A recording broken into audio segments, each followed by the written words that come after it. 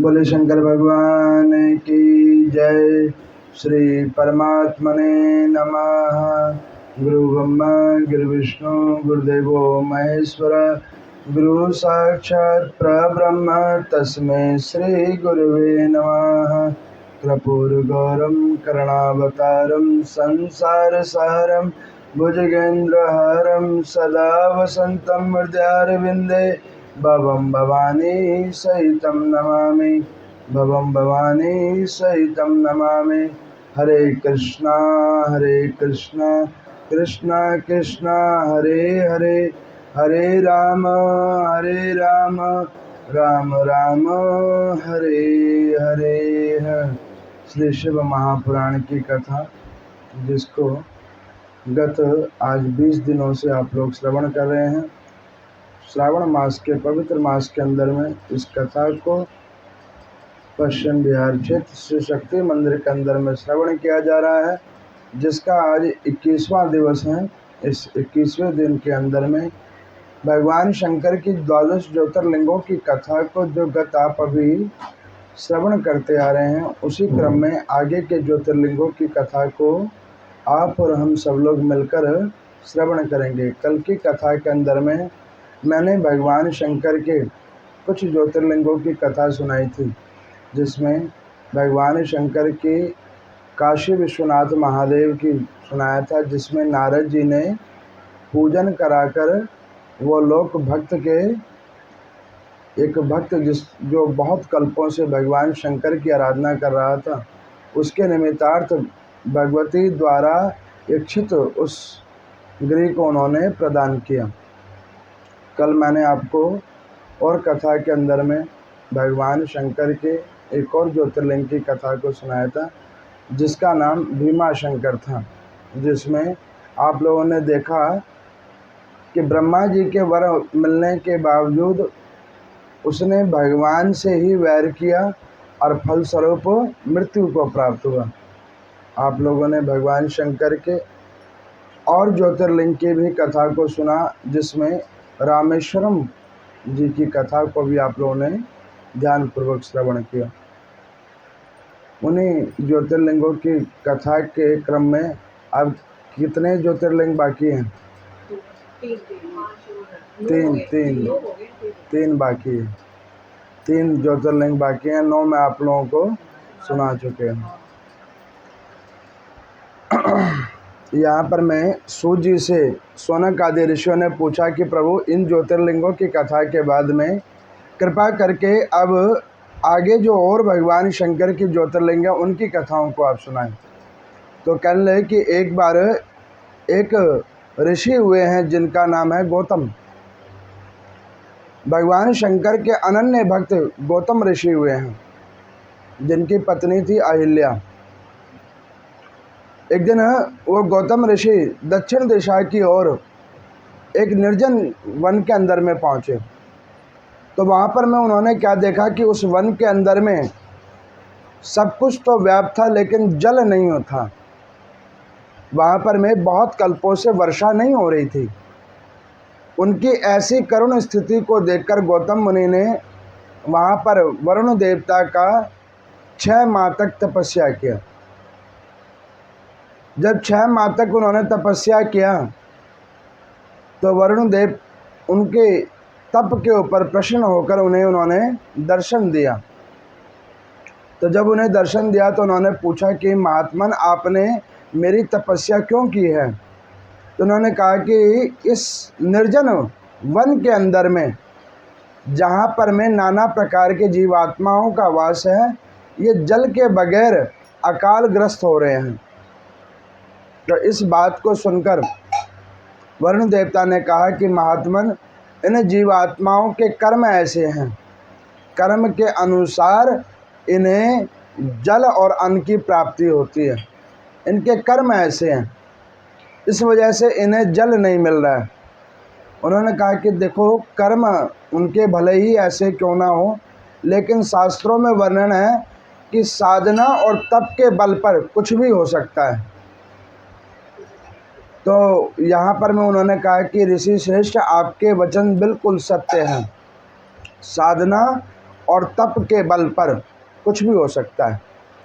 लेकिन वस्तुत रूप में हे महात्मन, आप अगर चाहते हैं तो मैं आपके लिए जल का स्रोत दे सकता हूँ, लेकिन इस पूरे क्षेत्र में जल की वर्षा नहीं होगी, क्योंकि यहाँ के लोग बड़े पापी हैं, भगवान का भजन नहीं करते।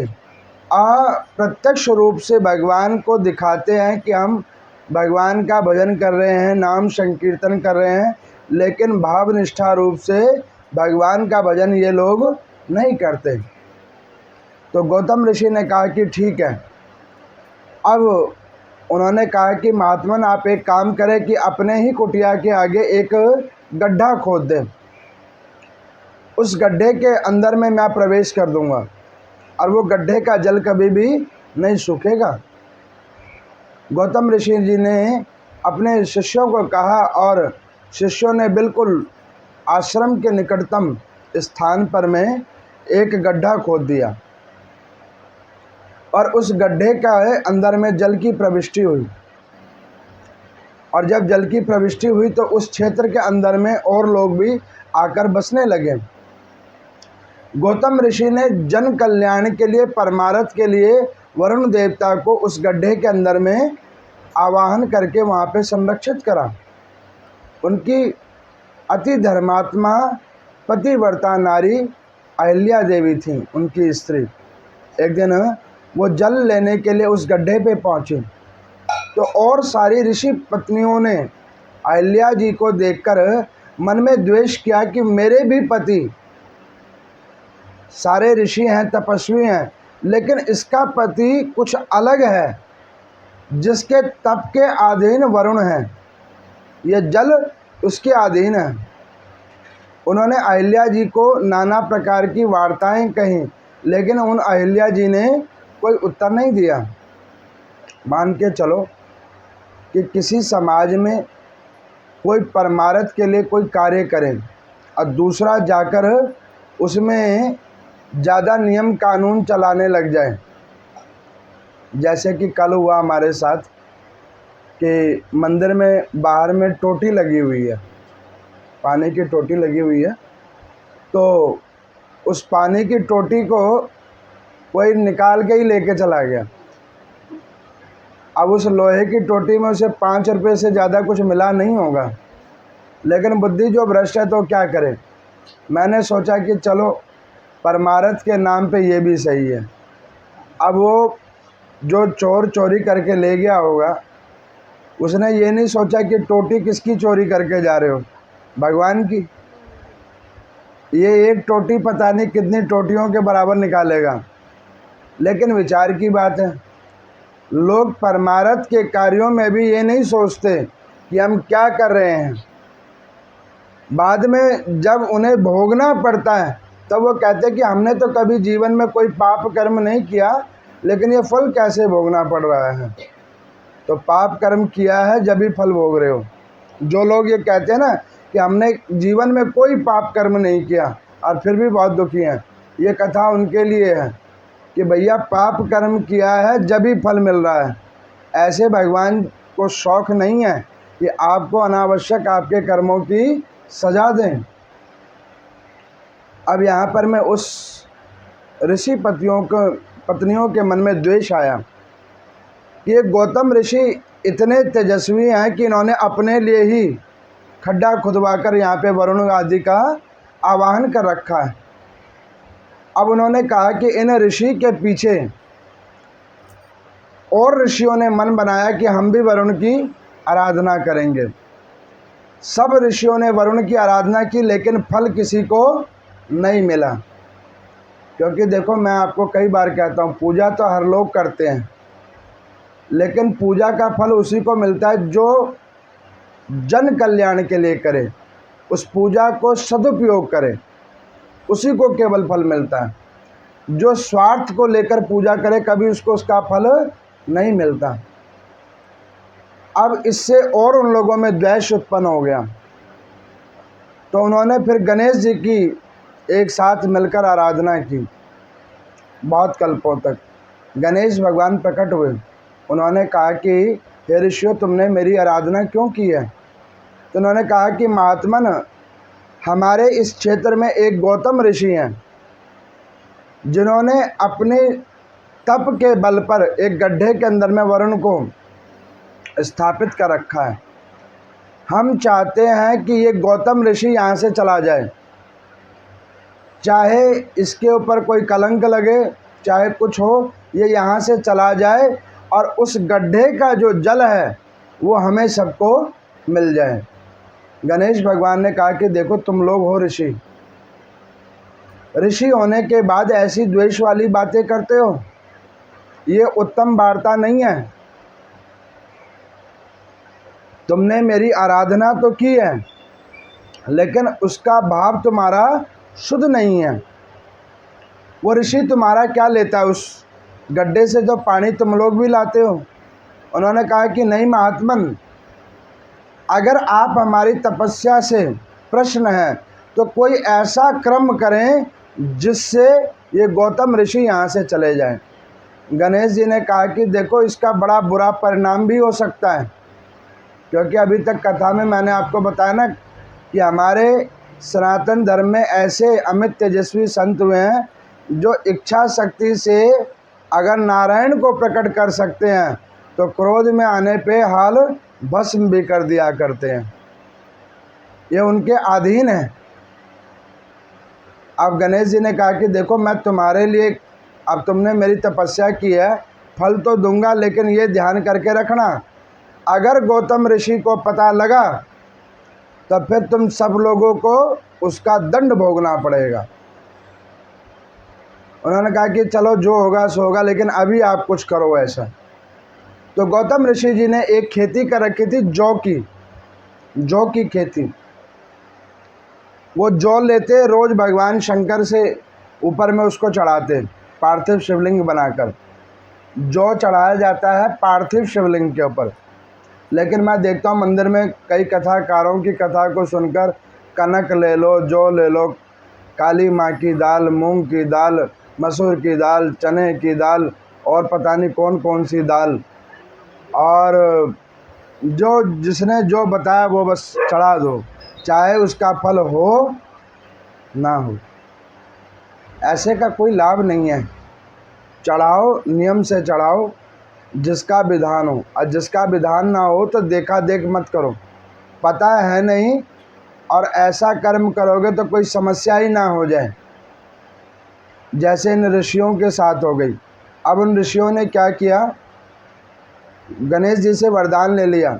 जौ की खेती करते गौतम ऋषि, तो एक दिन वो गणेश जी के द्वारा दिया गया वरदान फलित होने को आया।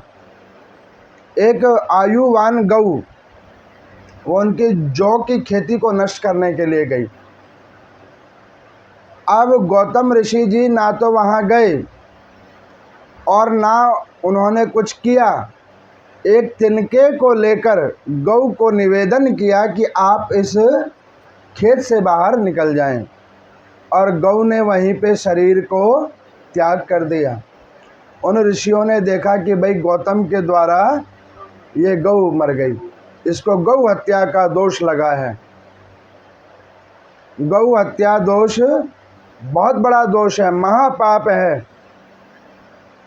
अब इसको मन में उनको आया कि भाई ये तो मैंने किया भी नहीं और मेरे माथे पे कलंक लगा है, इस कलंक से मैं विमुक्त कैसे हूँ। तो गौतम ऋषि वहाँ पे उन ऋषियों से लड़े नहीं, उन्होंने उनको हाथ जोड़कर कहा कि हे महात्मन, अब आप कृपा करके हमें इस गौ हत्या के पाप से बचने का कोई उपाय बतलाएं। तो उन्होंने कहा कि इसका एक उपाय है, आप परिक्रमा करते हुए तीनों त्रिभुवन की परिक्रमा करके आएं और उसके बाद 1.25 लाख पार्थिव शिवलिंग बनाकर भगवान शंकर की पूजन करें सपत्नीक, और उसके बाद में फिर आप त्रिदेवों को प्रश्न करें। अब गौतम ऋषि ने समझ गए कि ये मेरे से द्वेष के लिए ये इसका ऐसा रूप बदलाकर मुझे कह रहे हैं कि जो चीज़ मुझसे हो ही ना पाए। लेकिन वो भी एक दृढ़ संकल्पी संत थे, ऋषि थे। उन्होंने भी मन बना लिया कि जो ऋषि के मुखों से निकला है वो परम सत्य है। अब उन्होंने क्या किया कि वो अपनी तप सिद्धि से 2 दिन के अंदर ही तीनों त्रिभुवन घूम के आ गए। उनकी पत्नी ने इधर 1.25 लाख भगवान शंकर के पार्थिव शिवलिंग को बनाया। उसके बाद में पूर्ण निष्ठा भाव से भगवान शंकर की पूजा आराधना हुई और पूजा आराधना के बाद में त्रिदेवताओं का आवाहन गौतम ऋषि ने उसी क्षेत्र के ऊपर में किया।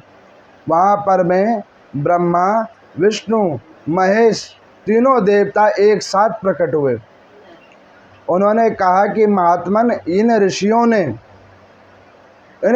ने आपके साथ में छल किया है और उस छल के कारण आपको ये कष्ट हुआ है। ना तो गौ मरी और ना गौ थी।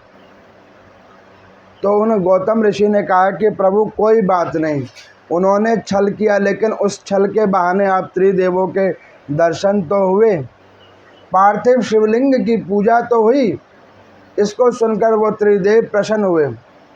उन्होंने कहा कि आप घबराओ मत, इस क्षेत्र के अंदर में अब जल की बहार होगी। जिस जल के पीछे लड़ाई हुई वो जल का भरमार इसी क्षेत्र में होगा। अब आपके द्वारा एक और गंगा की उत्पत्ति होगी जिसका नाम गौतमी गंगा रखा जाएगा। ये कथा मैंने मार्कंडेय पुराण में भी सुनाया हुआ है, जिन्होंने भाव निष्ठा रूप से श्रवण किया होगा। तो जब वो त्रिदेव ऐसा आशीर्वाद देने लगे तो उन्होंने कहा कि महात्मन, आप लोग आए हो तो आप जा रहे हैं, तो मेरी एक इच्छा है कि आप यहाँ पर स्थापित हों और यहाँ पर स्थापित होकर मेरी तरह कोई भी जीवात्मा किसी भी दोष से पीड़ित हो तो आपके दर्शन, आपके पूजन करने के प्रभाव से उसके वो दोष और कष्ट कटित हो जाएं। आप ऐसी कृपा मुझ पर करें। तो गौतम ऋषि की कृपा वाणी को सुनकर त्रिदेव वहाँ पर वास हुए, जिनका नाम त्र्यंबकेश्वर पड़ा। ब्रह्मा, विष्णु, महेश तीनों पिंडियाँ वहाँ पर हैं। वहीं पे वो आज भी वो गौतम मुनि का खोदा हुआ कुआं है जिसमें आज भी वो जल है। अब आप ये देखो कि उन संतों की क्या महिमा रही होगी, क्या शक्ति रही होगी कि उन्होंने आज तक अपने तप बल से उस क्षेत्र के अंदर में वो जल को स्थापित कर रखा है।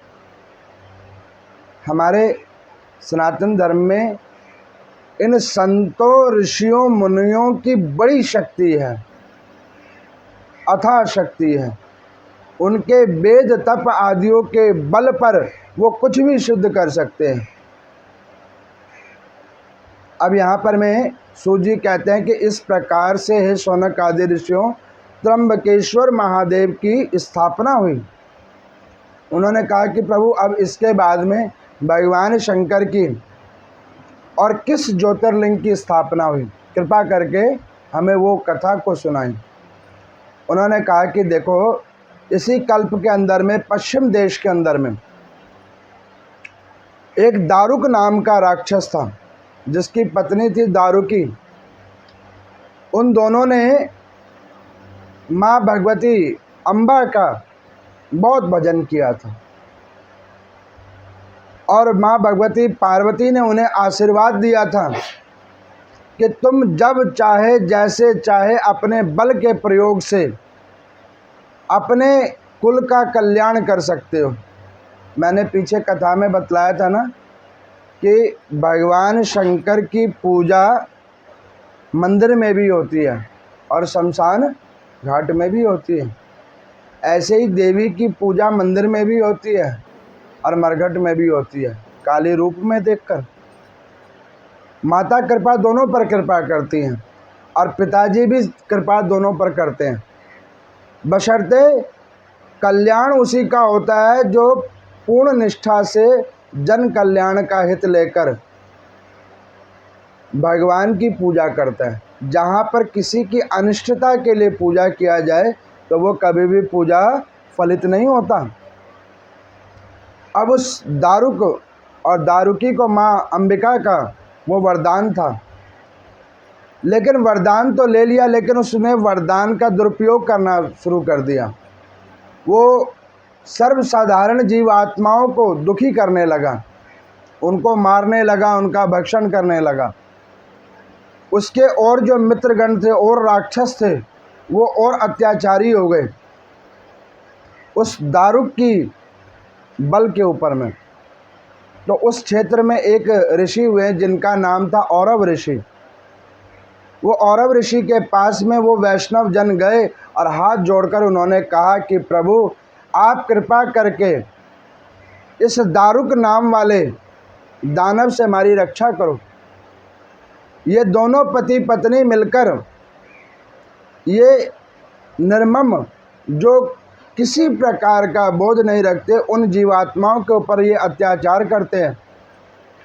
और अब ऋषि ने कहा कि अब आप घबराओ मत, अब ये दानव तुम्हारे किसी भी प्रकार से कोई भी अनिति नहीं कर पाएगा। ये मैंने एक चिन्ह खींच दिया है, इस चिन्ह के अंदर में जो लोग रहेंगे वो सुरक्षित रहेंगे और उस चिन्ह के उस तरफ वो दानवों का राज्य होगा। दारुक आया, उसने देखा, वो जान गया कि अगर मैं अंदर प्रवेश हुआ तो ये ऋषि मुझे भस्म कर देगा। तो उसने क्या किया, उस क्षेत्र को उठाकर समुद्र के बीच में लेके चला गया। जब समुद्र के बीच के अंदर में लेके चला गया तो वहाँ पर मैं उस क्षेत्र के अंदर में उसने अपने राक्षस गणों को बिठा लिया, सबको वहीं एकत्रित कर लिया। लेकिन सुधा के पीछे वो क्या करता, नगर में जाता, मानवों को पकड़ पकड़ कर लेके आ जाता, उनका भक्षण करता, उनकी बलि देता। अब ये क्रम बहुत समय तक जब चला तो एक कल्प में उसने क्या किया, औरव ऋषि के एक अनन्य शिष्य हुए हैं जो महाराज शिव स्वरूप हुए हैं, जिनका नाम शिव स्वरूप था। उन महाराज को ही उस दारुक नाम वाले दानव ने उठा लिया, जो भगवान शंकर का परम भक्त था। अब वो उठाकर उन्हें वो समुद्र के मध्य में लेके गया और जैसे ही उस शिव पूजन को करते हुए उस महाराज को वो खाने को तैयार हुआ तो भगवान शंकर उसी शिवलिंग के अंदर से प्रकट हुए।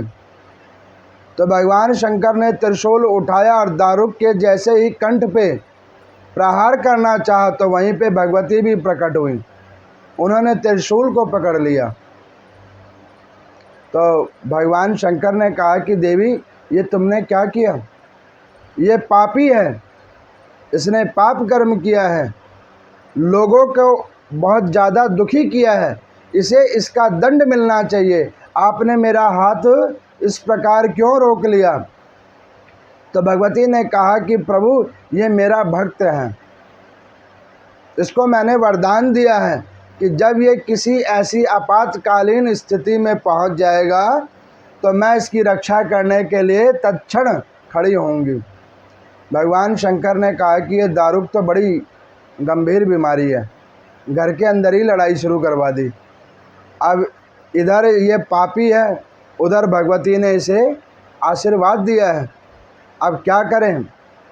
तो भगवान शंकर ने कहा कि देवी देखो हट मत करो, ये तो मारा जाएगा क्योंकि इसने पाप कर्म बहुत किए हैं, ये भक्तों के ऊपर अत्याचार करता है, इसका मरना परम आवश्यक है।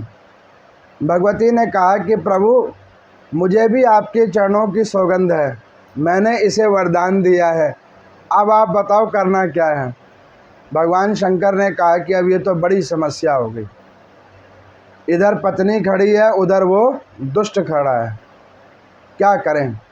तो भगवान शंकर के कंठ में एक नाग था, उस नाग ने कहा कि प्रभु आप दोनों का सुलह मैं करवा दूं। तो भगवान शंकर ने कहा कि देख लो अगर तुमसे सुलह होता हो तो। अब वो नाग नीचे उतरे भगवान शंकर इधर खड़े हैं त्रिशूल लेकर, माँ पार्वती उस त्रिशूल को पकड़ के खड़ी हैं, ये बचेगा नहीं। अब यहाँ पर में वो नाग गया, उसने क्या किया, दारुक और दारुकी दोनों को ही डस लिया, दोनों को डस लिया। अब वो दोनों को जब डस लिया तो माता ने क्या कहा था कि आपातकालीन स्थिति में तुम्हारी हम रक्षा करेंगे, लेकिन ये तो उन्होंने नहीं वरदान दिया था कि तुम अमर रहोगे, कोई तुम्हें डसेगा तो तुम्हें हम रोक लेंगे। अब इतने में वो नाग गया, ये लिंग पुराण की कथा है। अब वो गया, वो नाग ने जाकर दोनों को डस लिया। जैसे ही डस लिया, ये कथा तो मैं कल सुनाना चाहता था, लेकिन समय का अभाव था, तो मैंने फिर कल से इसको आज लेके आया। ये कथा नाग पंचमी को भी जाता है। अब यहाँ पर में भगवान शंकर ने देखा कि नाग ने काम कर दिया, वो उसको मृत्यु प्राप्त हो गई। उन्होंने कहा देवी ये लो त्रिशूल तुम ही रख लो, मेरा काम हो गया। भगवती ने देखा कि नाग के द्वारा डसा जा चुका है। माता हंसने लगी, कहने लगी कि प्रभु ये कौन सा तरीका आपने कर दिया, आपने लड़ाई भी रोक दी और काम भी पूरा क्लियर कर दिया। तो भगवान शंकर ने कहा यही तो हमारी माया है कि हंसते हंसते और हम लगा देते हैं लोगों को रास्ते। तो भगवान शंकर की इस वाणी को सुनकर माँ पार्वती बड़ी प्रसन्न हुई। तो वो जो भगवान शंकर का वो जो राजा भक्त था, उसने कहा कि प्रभु जब आपने इस दुष्ट को मार ही दिया तो इस शिवलिंग के ऊपर में आप कृपा करें, यहाँ पर में आप दोनों आकर स्थापित हों। तो भगवान शंकर और माँ पार्वती वहाँ पर नागेश्वर ज्योतिर्लिंग के नाम से स्थापित हुई हैं। यहाँ पर सूत जी शौनक आदि ऋषियों को कहते हैं कि देखो इस प्रकार से ये नागेश्वर ज्योतिर्लिंग की कथा है। जो कोई इसको नाग पंचमी वाले दिन इस कथा को सुनता है, उसको कभी जीवन में काल सर्प दोष नहीं लगता, उसे कभी जीवन में नाग आदि का भय नहीं होता। अब इस प्रकार से यहाँ पर शौनक आदि ऋषियों ने सूर्य से पूछा कि प्रभु और अब कौन सा ज्योतिर्लिंग बाकी है जिसकी कथा अभी होनी है। तो कहने लगे कि देखो पूर्व काल के अंदर में, सतयुग के अंदर में एक सुधर्मा नाम वाले ब्राह्मण देवता थे, जो भगवान शंकर के बड़े ही अत्यंत भावशाली श्रद्धावान भक्त थे, जिनके जीवन में सब कुछ था लेकिन संतान नहीं थी। उनकी पत्नी का नाम था सुदेहा। अब वो ब्राह्मण देवता भगवान का रोज भजन करते, कीर्तन करते और अपने जो भी उनका जीवन था उससे वो संतुष्ट थे, लेकिन उनकी पत्नी बड़ी असंतुष्ट थी, क्योंकि वो जब घर से बाहर जाती तो उसको नगर की महिलाएं कहती कि तू बाज है, तू सबसे बड़ी अभागन है कि तेरे यहाँ पे औलाद नहीं है, तेरी वजह से वो सुधर्मा नाम वाले ब्राह्मण निसंतानी हैं। नाना प्रकार के समाज के कलंकों को वो श्रवण करती थी। तो एक दिन वो दुखी होकर वो संत के पास गई, अपने पति के पास गई, कहा कि महात्मन मेरे चक्कर में आप क्यों इस प्रकार निसंतानी हो, आप दूसरा विवाह कर लो। तो सुधर्मा नाम वाले ब्राह्मण ने कहा कि देखो सत्यरुद्र खंडिका शिव महापुराण के द्वितीय भाग की एक कथा है, अंतिम कथा 12 ज्योतिर्लिंगों में। कहने लगे कि जीवन में अगर वैसे शांति नहीं मिली, वैसे सुख नहीं मिला, तो उसकी क्या गारंटी है कि आगे संतानों से सुख मिलेगा। जब हमें हमारे कर्मों से सुख नहीं मिला तो आप किस प्रकार की अभिलाषा करते हो कि संतान के द्वारा सुख मिलेगा।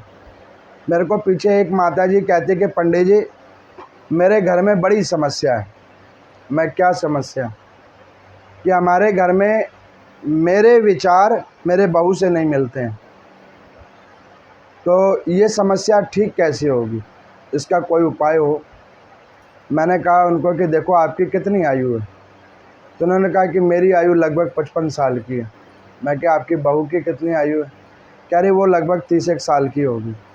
मैं कहा जब आयु उसकी आपसे आधी है तो तो आप क्या चाहते हो, आपके समान वो बुद्धिमान हो जाए? ये तो संभव नहीं हो सकता ना। आपका खून ठंडा होने जा रहा है, उसका तो अभी खून ही गर्म है। इसमें तरीका क्या है? तरीका ये है कि कुछ चीज़ों को शांत होकर देखना चाहिए। आपको लगे कि ये अनुकूल घर में कार्य नहीं हो रहा है, तो उस चीज़ को देखो और अपना ध्यान उधर से हटाओ और अपना ध्यान प्रभु के भजन की ओर जाओ, क्योंकि वो बहू इस घर की आगे प्रभावी है, जिसको आपने स्वयं उस पद पे उसको बिठाया है। वो अपने आप नहीं आई है, आपने उसको सिंहासन पे बिठाया है। तो जब आपने उसको सिंहासन पे बिठाया है तो उसकी मर्यादा अनुसार कार्य हो जाने दो, उसमें छंद विच्छेद मत करो। वो कहने लगे कि पंडित जी वो अनावश्यक खर्चा करते हैं, तो भाई अनावश्यक खर्चा करते तो तुम्हारा क्या लेते हैं? कमाते हैं तो करते हैं, नहीं बचेगा तो उनका नहीं बचेगा। तुमने पूरे जीवन की गारंटी थोड़ी ना ले रखी है। आप एक चीज़ सोचो कि आपने किसी की गारंटी नहीं ले रखी। मैंने पीछे बतलाया था ना कि माता पिता जन्म देने के अधिकारी हैं, लेकिन उसके लास्ट टू लास्ट कर्माधिकारी नहीं है। वो कर्म तो उसे अपने ही किए हुए भोगना पड़ेगा। तो क्यों इतनी चिंता करते हो? किस लिए? जो जो कर रहा है उसको करने दो। अच्छी बात है कि परमात्मा ने आपके ऊपर कृपा की है कि ऐसी बहू दी है जो कह रही है कि घर में मोह माया मत रखो, भगवान का भजन करो। कह रहे हैं, आपको समझ नहीं आ रहा है। छोटी छोटी चीज़ों के ऊपर लड़ाई कर रहे हो, क्यों समय को वेस्ट कर रहे हो? कई लोग तर्क देते हैं कि पंडित जी आप तो कह देते हो ये कथा की बात है, ऐसे ही आसानी से कह देते हो, जिसके ऊपर बीतती है उसे पता लगता है। मैंने उन्हें बोला कि ये बात बिल्कुल सत्य कहते हो आप, जिसके ऊपर बीतती है वही इसका सत्य जानता है। लेकिन नर्क भी तो अकेले ही जाना पड़ता है, वो पड़ोसी थोड़ी ना साथ जाता है या बताने वाला साथ जाता हो। ऐसे कर्मों को क्यों इकट्ठा कर रहे हो जो अपनी यात्रा का वजन पाप रूप में बढ़ाए जा रहे हो? वो यात्रा तुम्हें अकेले ही करनी पड़ेगी। इन चीज़ों को छोड़ो, इससे अपनी बुद्धि को बाहर निकालो, निंदा कुचेष्टा इससे ऊपर उठो, भगवान का भजन करो। वो सुधर्मा नाम वाले ब्राह्मण देवता ने कहा कि देवी संतान नहीं हुई, कोई बात नहीं, भगवान की बड़ी कृपा हुई है कि भगवान ने कहा कि भजन करो, तो तुम भी भजन करो। तुम उन लेडीज़ों के पास मत जाया करो, उनकी बातें मत सुना करो, तुम भगवान का भजन करो। कोई बात नहीं, संतान नहीं हुई तो नहीं हुई, छोड़ो। लेकिन वो सुदेहा नाम वाली जो उनकी पत्नी थी, उनके मन में बड़ी उथल पुथल थी। वो जो महिलाओं की बातों को सुनती थी, देखो समाज में दो प्रकार के लोग होते हैं। एक होता है जो अपने ज्ञान विवेक से कार्य करता है, और दूसरा होता है मूर्ख, जो दूसरों की बात को सुनकर अपने घर को बर्बाद करता है। ऐसे मूर्खों का संग भी नहीं करना चाहिए, क्यों? उनकी बुद्धि ही खत्म होती है, वो आपको क्या ज्ञान देंगे। अब वो सुदेहा ने जब नहीं माना तो उसने क्या किया, अपनी छोटी बहन जिसका नाम था घुष्मा, उसको वो लेके आई और उसने कहा कि प्रभु आप मेरी इच्छा के लिए मेरी इस छोटी बहन से विवाह कर लो।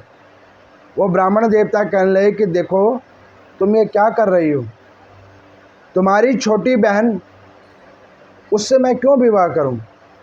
तुम अपने घर में अपनी ही बहन का गला काट रही हो, वो तुम्हारी सौत में बनकर बैठेगी, वो तुम्हें अच्छा लगेगा, घर में अशांति फैलेगी, ये मुझे अच्छा नहीं लगेगा। उन्होंने कहा कि प्रभु मैं आपको वचन देती हूँ कि मैं इसके प्रति कभी कोई वार्ता नहीं करूँगी। ब्राह्मण देवता मना करते रहे, लेकिन वो नहीं मानी। अंतगत्वा अपनी छोटी बहन का विवाह उन ब्राह्मण देवता के साथ करवाया। ब्राह्मण देवता का जो नियम था, दैनिक रूप में भगवान शंकर की पार्थिव शिवलिंग की पूजा करते। तो जो सुदेहा थी उसने कभी भगवान की पूजा में विश्वास नहीं किया, लेकिन उसकी जो छोटी बहन थी वो बिल्कुल उसके विपरीत थी। उसने जान लिया कि अगर जीवन में सुख की अनुभूति प्राप्त करनी है तो भगवान का भजन करना पड़ेगा। अगर आनंद की अनुभूति अपने जीवन में करना है तो भगवान का पूजन भजन करना पड़ेगा। अब उसने क्या किया, दैनिक रूप में पति के साथ बैठकर वो भगवान के पार्थिव शिवलिंग की पूजा करती और पास में एक तालाब था, उस तालाब में उस पार्थिव शिवलिंग को जाकर पूजन के बाद विसर्जन करती। बहुत क्रम तक ऐसे चला। भगवान शंकर की कृपा हुई उसके ऊपर, उसको एक पुत्र हुआ। वो पुत्र बड़ा हुआ, ब्राह्मण देवता ने उस बच्चे का यज्ञोपवीत संस्कार कराया। प्रसन्नचित्त हुए, अपनी बड़ी पत्नी को कहा कि देखो संतान इसका है लेकिन भाग तुम्हें भी मिला है।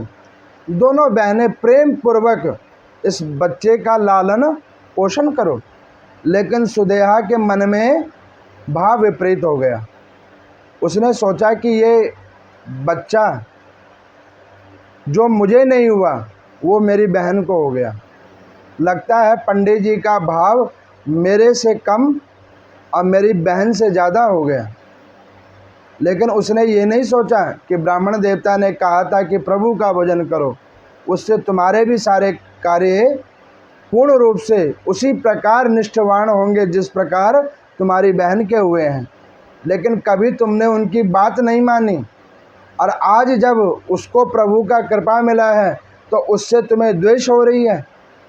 मैं ये कथा उन सभी लोगों को कहना चाहता हूँ कि अगर आपके मुकद्दर में कोई वस्तु नहीं है और वो वस्तु किसी दूसरे के पास है या आपके ही किसी परिजन व्यक्ति के पास है तो उसको देखकर द्वेष नहीं करना चाहिए, ईर्ष्या नहीं करनी चाहिए। प्रभु ने उसको उसके भाग्य अनुसार दिया है, उसके कर्म के अनुसार दिया है। हमारे कर्मों में कहीं कमी होगी जब भी हमारे पास वो वस्तु विशेष नहीं है। इस चीज़ को सोचकर मन में संतोष करना चाहिए बजाय द्वेष करने के। हर व्यक्ति पूर्ण नहीं हो सकता, कर्म अनुसार हर व्यक्ति कहीं ना कहीं अधूरा है। तो उस अधूरे को मत सोचो, जो दिया है परमात्मा ने उसके बारे में सोचो और उनका हर पल शुक्रिया अदा करो कि प्रभु आपकी कृपा से जो मिला है बहुत कुछ मिला है। आप ऐसे ही कृपा करते रहो कि जो दिया है उसको हम कम से कम भोग तो पाएं। अब सुदेहा के मन में बड़ा पाप उमड़ा। उसने क्या किया, एक दिन उस सोते हुए बच्चे को द्वेष मन में आकर चाकू लिया और उस चाकू से बच्चे के कई टुकड़े कर दिए और जाकर उसको उसी तालाब में जाकर बहा दिया जिस तालाब के अंदर में वो दैनिक रूप में पूजा होकर पार्थिव शिवलिंग का विसर्जन होता था। ब्रह्म मुहूर्त हुआ, छोटी बहन को पता लगा, बड़ी रोई। सुदेहा भी वहाँ पर बैठ के रो रही है ताकि वहाँ पे किसी को पता ना चले कि भाई ये हत्या मैंने की है। जब व्यक्ति की बुद्धि भ्रष्ट होती है तो उसे समझ नहीं आता कि मैं ये क्या कर रहा हूँ और इसका क्या फल मिलेगा। अरे बहन की बेटी, बहन का बेटा, भाई का बेटा, भाई की बेटी, ये सब संतान बराबर होते हैं। छोटा भाई छोटी बहन संतान बराबर होती है। कभी इसमें भेद नहीं जानना चाहिए। जो इसमें भेद जानते हैं उन व्यक्तियों का कभी कल्याण नहीं होता। और इसने उस अबोध बालक की हत्या कर दी। वो ब्राह्मण बड़े ज्ञानी थे, कई चीज़ों को वो भाव रूप से पहले जानने वाले थे। वो समझ गए कि ये मेरी बड़ी पत्नी का ये काम है। मन में बड़ा क्रोध आया। एक मन हुआ कि जाकर इसे सिद्धियों के द्वारा भस्म कर दूं कि ये तूने पाप कर्म किया। लेकिन फिर उन्होंने सोचा कि इसको भस्म करके इसकी बुद्धि चेंज नहीं होगी, तो इसका सरल तरीका ये है कि मैं भगवान शंकर की पुनः आराधना करूं। जिस भगवान ने मुझे ये संतान दी वही भगवान उस संतान को वापस भी देगा। रोती हुई अपनी छोटी पत्नी को कहा कि तू रो मत, भगवान शंकर की आराधना कर। जिसने भी ये पाप पूर्ण कार्य किया है उसको प्रभु उसका फल देंगे और तुम्हें तुम्हारी पूजा का फल देंगे। ब्राह्मण देवता ने 7 दिन तक पार्थिव शिवलिंग की पूजा की एकनिष्ठ होकर, और उसी प्रकार वो घुष्मा जाती रही और वहाँ पे जल में विसर्जन करती रही। 7वें दिन जैसे ही उसने जल में वो पार्थिव शिवलिंग को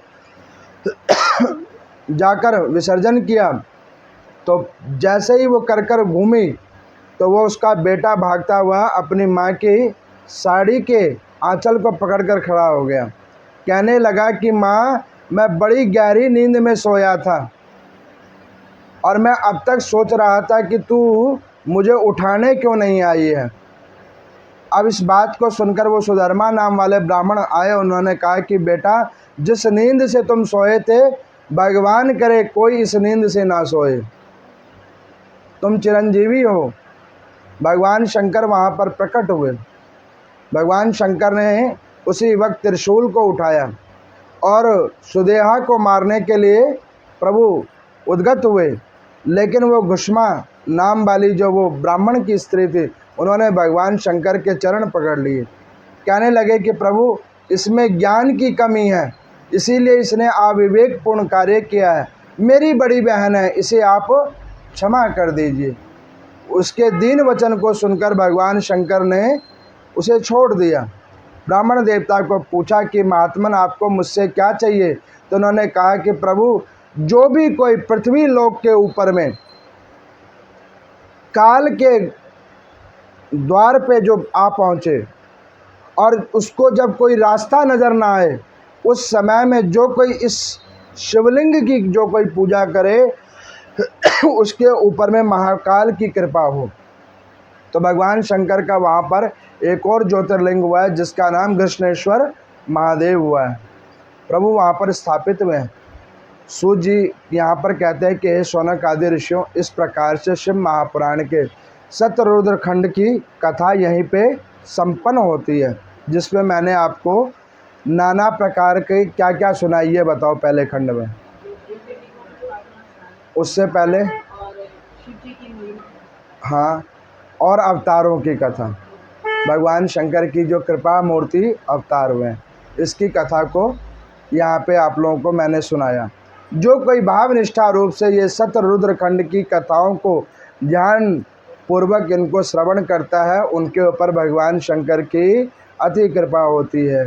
बोले शंकर भगवान की जय।